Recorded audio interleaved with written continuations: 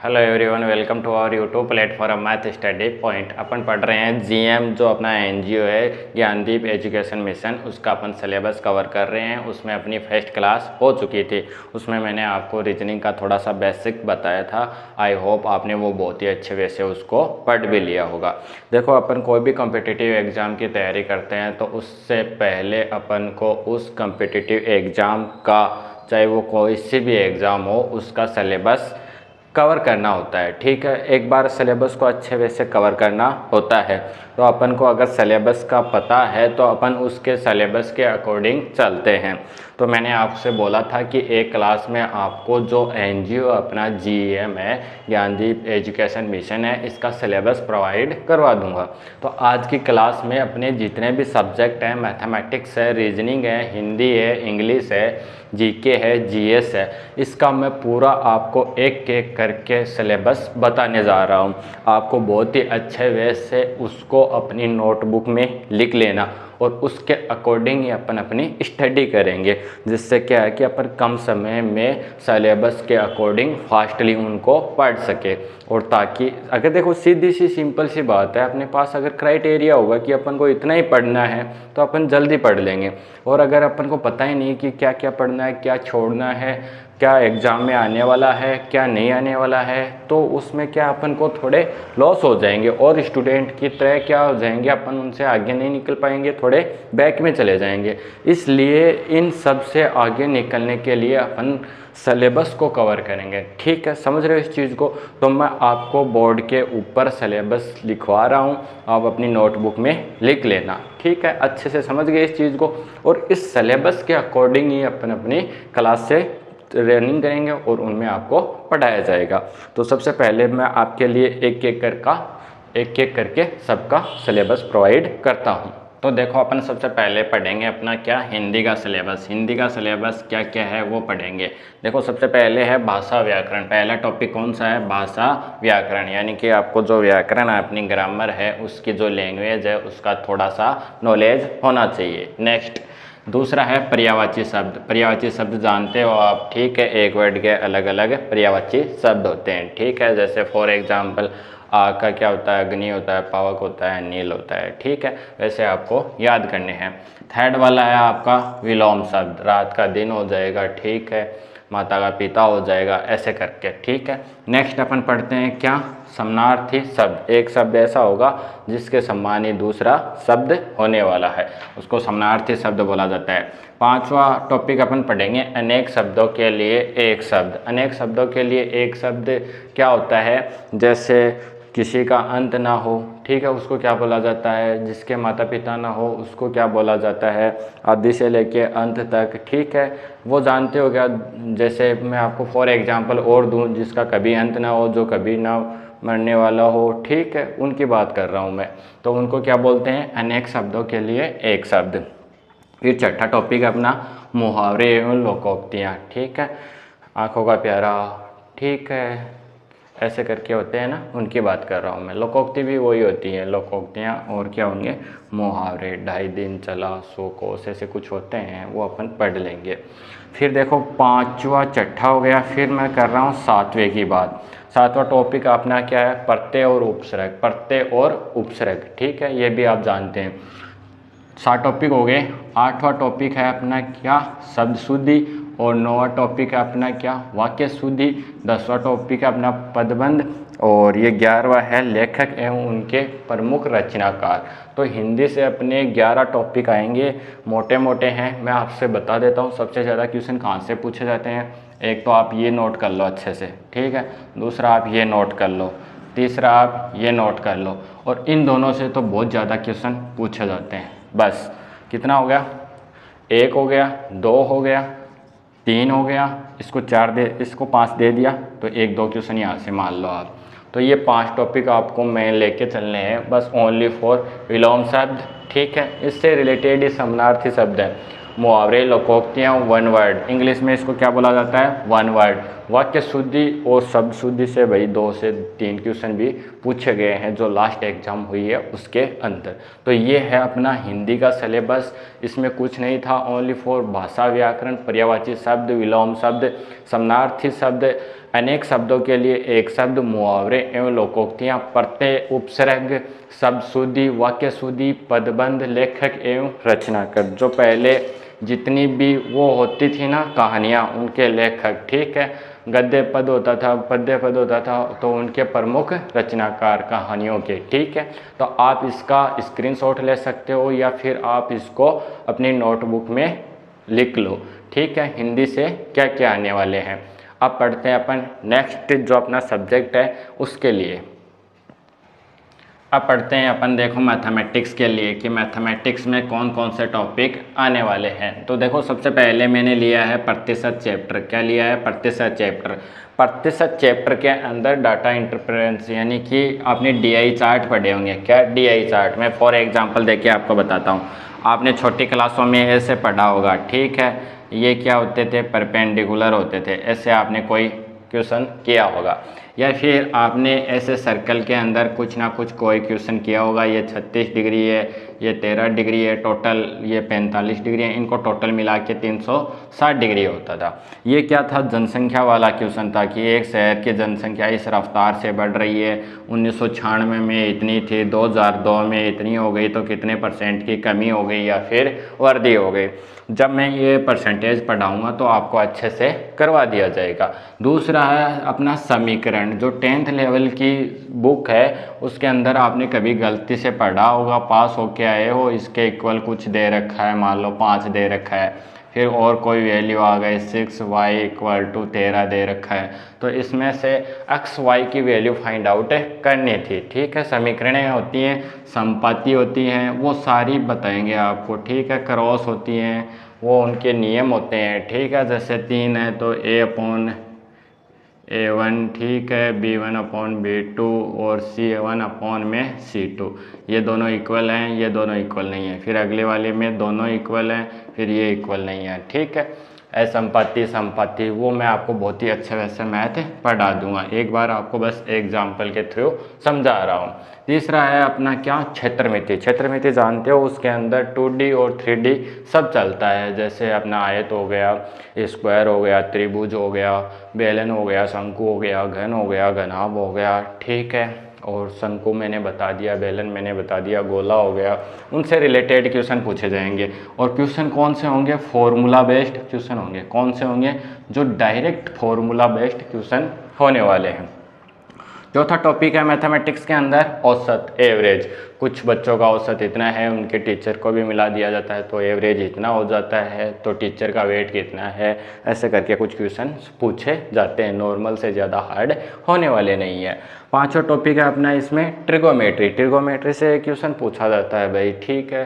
तो ट्रिगोमेट्री में जब अपन पढ़ेंगे तो आपको टेबल भी याद होनी चाहिए, सारे फॉर्मूले याद होने चाहिए, वो मैं आपको बहुत ही अच्छे वे से याद करवा दूंगा। अपना इसमें छठा टॉपिक है टाइम एंड वर्क, ठीक है। एक आदमी किसी कार्य को इतने दिन में करता है, दूसरा इतने दिन में करता है, ठीक है। दोनों मिलके कितने दिन में करेंगे? ए आदमी 10 दिन बाद में चला जाता है तो बी कितने दिन में करेगा? शेष काम कितने दिन में कंप्लीट होगा? बहुत अच्छे वे से करवा दिया जाएगा। छठा, फिर सातवां है अपना प्रॉफिट एंड लॉस। जो आप नॉर्मल सा कॉम्पिटिटिव एग्ज़ाम की और भी तैयारी कर रहे होंगे तो आपको वो बेसिक सा आता है। फिर इसके आगे बात करूं तो मैं आठवां टॉपिक है अपना समय, दूरी, चाल। एक लड़का इस स्पीड से स्कूल जाता है, फिर इस स्पीड से आता है, तो उसकी औसत चाल क्या होगी? इतनी मिनट देरी इस स्पीड से चलेगा तो इतनी दूरी, वो क्या बोलते हैं, इतनी डिस्टेंस उसको कवर करने के लिए इतना टाइम, या फिर इतनी मिनट लेट पहुंचेगा, या फिर इस स्पीड से जाए वो तो इतनी मिनट पहले पहुंचेगा, ठीक है।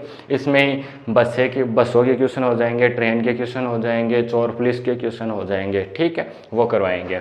नंबर सिस्टम है अपना, इसमें से भाई डेफिनेटली 1 से 2 क्वेश्चन पूछे जाते हैं, सरलीकरण से रिलेटेड पूछे जाते हैं, ठीक है। आपने पढ़ा होगा अंडर रूट के अंदर वैल्यू दे दी बहुत सारी, ठीक है। लास्ट टाइम एक क्वेश्चन पूछा भी गया था यहाँ से। और आपने देखा होगा 1 + 1/2, 1 + 3 ऐसे करके कुछ वैल्यू होते हैं। एक होता है घातांक एवं करनी, उससे रिलेटेड भी क्वेश्चन पूछे जाते हैं। तो इसको सरलीकरण भी मान सकते हो। संख्या पद्धति के अंदर जितना भी मैथमेटिक्स है उसका जो निचोड़ है वो आता है, ठीक है। एकदम ईजी है, ज़्यादा हार्ड होने वाला नहीं है। 10 नंबर है अपना अनुपात और समानुपात, रेशियो एंड प्रपोर्शन। जो लास्ट टाइम क्वेश्चन पूछा गया था कि एक स्टूडेंट है, उसकी एज इतनी है, उसके पिता की एज इतनी है, उससे वो उतना गुना है, ये वो, ठीक है। तो ये है अपने क्या मैथमेटिक्स के चैप्टर। अब मैं थोड़ा सा आपको इनको बता देता हूँ कि अभी जो अपनी क्लास रनिंग में होंगी वो पहले रीजनिंग की चल रही है, उसके बाद में मैथमेटिक्स की आ रही है ना।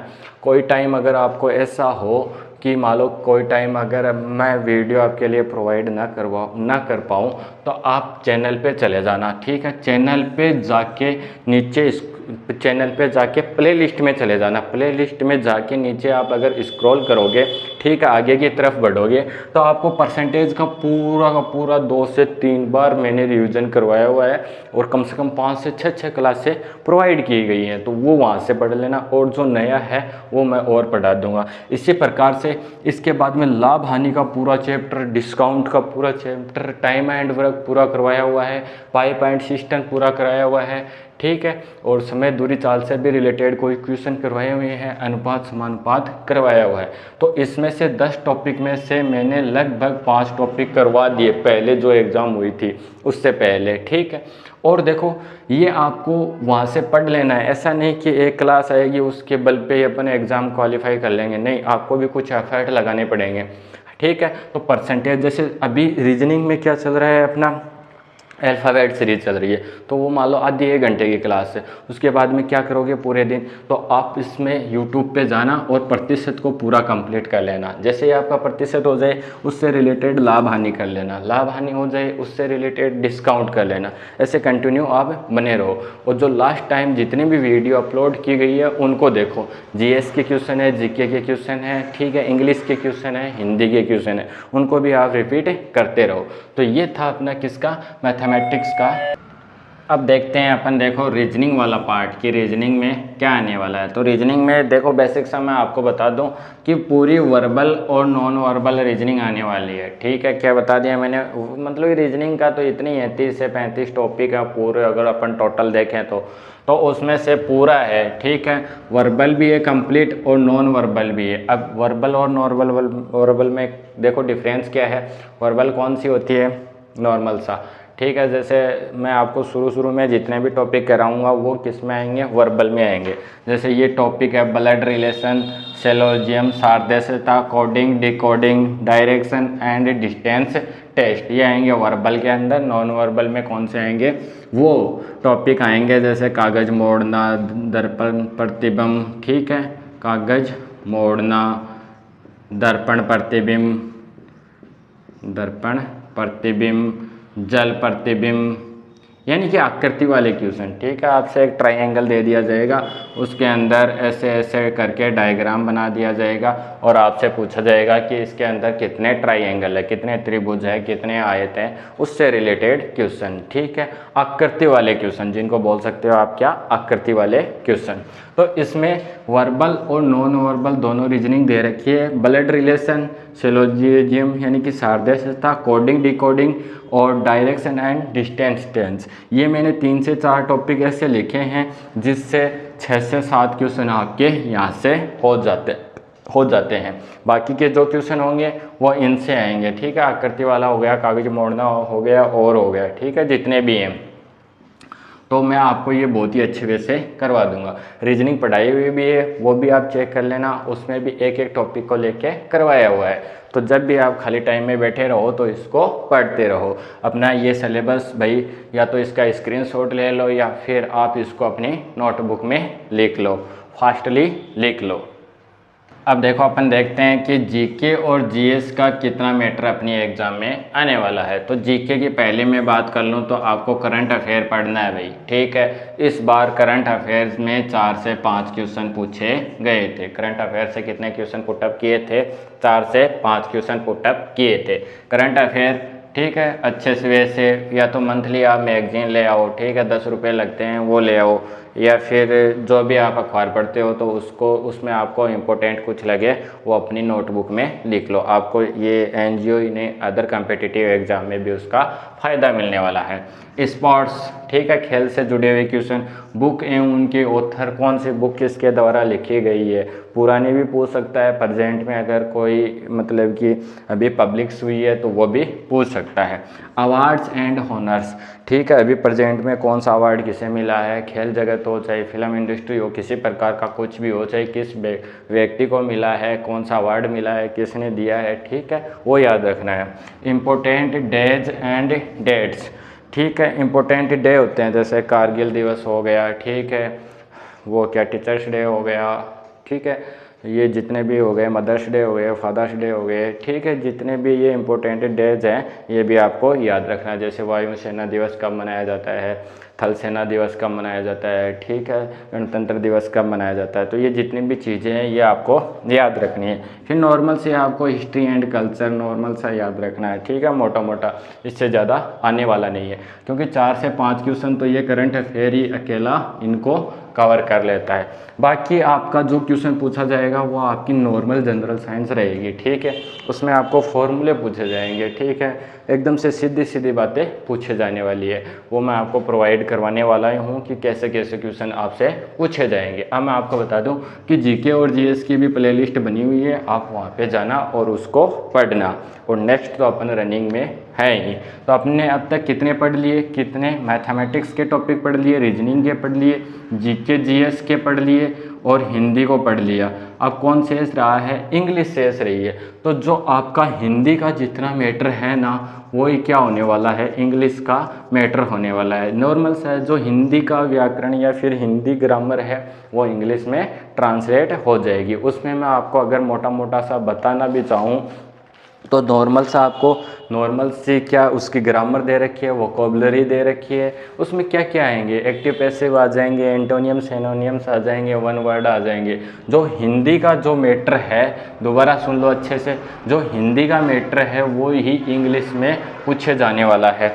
2-3 क्वेश्चन तो भाई सीधे सीधे सेंटेंस इरर से पूछे जाते हैं, एंटोनियम्स एनोनियम्स हो गए, वन वर्ड हो गए, वोकेबलरी आपकी अच्छी होनी चाहिए, ठीक है, थोड़ा ग्रामर का आपको नॉलेज होना चाहिए। तो आज की क्लास में मैंने आपको कंप्लीट जो अपना एनजीओ है इसमें जो आने वाला इन फ्यूचर में एग्ज़ाम होने वाली है उसमें आने वाला जो सिलेबस है वो मैंने आपको बहुत अच्छे वे से प्रोवाइड कर दिया है। इसका आप स्क्रीनशॉट ले लो और देखो, करंट अफेयर की तो बात ऐसी है, इसको आप रेगुलर रहो भाई, एक बार पढ़ लिया 7 दिन से रिपीट करते रहो, फिर 15 दिन से कर लो, ऐसे जब भी खाली टाइम आपको मिले इसको पढ़ते रहो। बाकी एक बात बता दूँ, जितने भी ये टॉपिक हैं, जितने भी अपनी क्लासें हैं वो पीछे वाली भी पढ़ते रहना आप, जिससे क्या है कि वो आपने पढ़ा और इस वाली क्लासों में कुछ और आपको बेहतरीन मिल जाएगा। तो खाली मत बैठे रहो भाई, टाइम का सदुपयोग करो और निरंतर आगे बढ़ते रहो। मिलते हैं अपन नेक्स्ट वाली क्लास में, रीजनिंग पढ़ेंगे, ठीक है। और मुझे पता है आपने अल्फ़ाबेट सीरीज को बहुत ही अच्छे वे से याद भी कर लिया होगा। चलो मिलते हैं अपन अपनी नेक्स्ट वाली क्लास में, तब तक आपको बहुत सारा धन्यवाद।